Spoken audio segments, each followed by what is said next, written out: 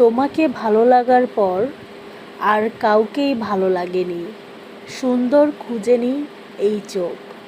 তুমিই আমার প্রথম এবং শেষ মুগ্ধতা প্রিয়।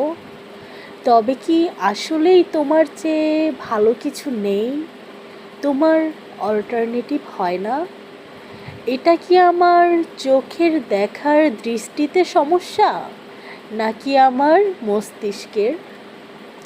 আমার মনটা কি এখনো আমার, নাকি আমার নামে কিন্তু তোমারই দখলে প্রিয়?